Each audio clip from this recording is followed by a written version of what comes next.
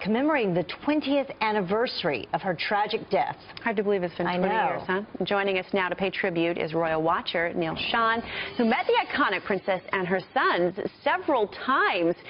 I can't believe it's been 20 years. I know. What's going on now? I know there's almost seemed like this resurgence of talking about Princess Diana. Obviously, it's because of the anniversary, but with these documentaries and books coming out, why now?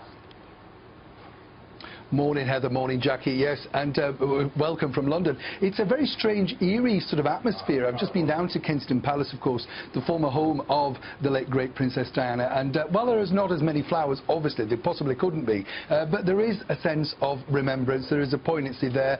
And, you know, it's, as you say, it's hard to imagine it's 20 years. Now, we've had this influx, of course, of documentaries and Harry and William speaking out. And they want to speak out because this is their chance as adults, if you like, on their anniversary, to get their message across, to get their feelings across. A lot of people have been slightly negative about some of the things that they've said, but of course, you know, Prince Harry himself was a young boy, a very young boy. They both were, but he's 12 years old, and consequently I think he's been the most vocal. But of course it's also a celebration, as they say. They don't want to see long faces, they want to see happy faces, because that's what Diana meant to them. Happy, smiling faces, and a woman who was an icon in the end. As you're speaking, we're taking a look back at the wedding ceremony, and we were just discussing before you came on, remembering getting up early that morning, watching the wedding, and our floor director, Matt, said you can actually watch the wedding in its entirety on YouTube now in this digital age.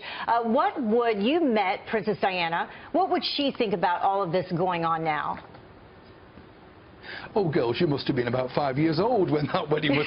You're so young. Now, thank you. Yeah, I mean, it's an Take it. No, but it's an interesting thing, isn't it, girls? Because the bottom line is, you know, we're used to now living in a phone age, in, you know, everything being so instant. And Diana was just on the cusp of that. Now, she herself, you know, I was lucky enough to meet her, you know, professionally and privately. And I think she kind of embraced the media age. You know, she was the first, if you like, royal to really embrace it. And as we know, connect with some of the media and make friends with certain elements of the media.